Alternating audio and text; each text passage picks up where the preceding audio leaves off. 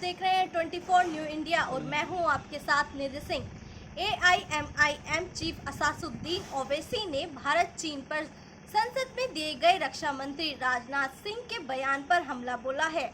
ओवैसी ने कहा है कि संसद में रक्षा मंत्री द्वारा दिया गया बयान राष्ट्रीय सुरक्षा के नाम पर एक घिनौना मजाक है।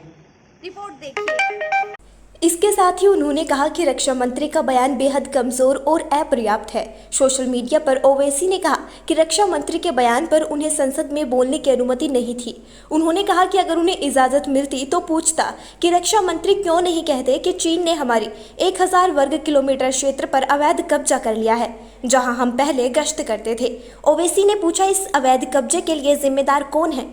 ओवैसी ने पीएम नरेंद्र मोदी पर भी हमला बोला और कहा, सर्वदलीय बैठक में आपने कहा था कि किसी भारतीय क्षेत्र पर कब्जा नहीं होगा और कोई घुसपैठ नहीं होगी। फिर गलवान में हमने 20 बहादुर सैनिक कैसे खो दिए?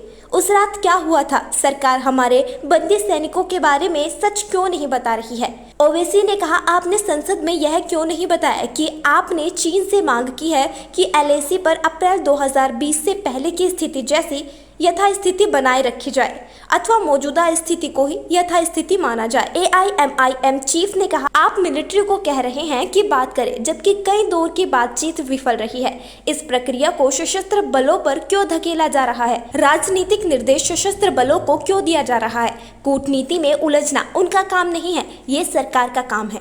ओवैसी ने मीडिया पर भी निशाना साधा और पूछा कि क्यों भारतीय मीडिया चीन से जुड़े मामलों में सूचनाओं के लिए सिर्फ लीक्स पर ही निर्भर है? सरकार के प्रवक्ता क्यों नहीं इस संवेदनशील मामले पर रोजाना प्रेस ब्रीफिंग कर रहे हैं? ओवैसी ने यह भी पूछा कि भारत ने इस द्विपक्षीय मुद्दे पर रूसी मध्यस्थता क्यों स्वीकार की। ओवैसी ने कहा कि देश जानना चाहता है कि चीन विवाद पर सरकार क्या कर रही है। रक्षा मंत्री ने मंगलवार को संसद में कहा था कि चीन ने LAC के पास अंदरूनी इलाकों में बड़ी संख्या में सेना और हथियार तैनात कर रखे हैं और भारत किसी भी तरह की चुनौती का सामना करने के लिए तैयार है। मिलिट्री जंग लड़ने के लिए क्या टॉक करेगी? ये कब से मिलिट्री डिप्लोमेटिक अफेयर्स में आ गई? और यकीनन पूरा देश मिलिट्री के साथ है, आर्मी के साथ था और रहेगा। यहाँ पर पॉलिटिकल लीडरशिप की सराहना मोदी सरकार की ही वजह से हमारे बहादुर सिपाहियों की मौत उसका जिम्मेदार मोदी सरकार है। और आज जितने भी हालात वहां पर हो रहे हैं, हम 1000 स्क्वायर मीटर पर जो हम करते थे आज हम नहीं पेट्रोलिंग, तो ये एक स्टेट है जिससे सच्चाई से ताल्लुक नहीं है ग्राउंड पर। यकीनन हालात कशीदा हम जानते हैं, मगर ये इम्पोर्टेंट इश्यूज पर तो बात ही नहीं की है। सर, किसने मारा उनको? उस रात हुआ क्या था? कैसे उनकी मौत हुई? ये सवाल आप चाहिए। अगर आप हो तो आप अगर मीडिया लीक आप करते हैं, क्यों नहीं होती है?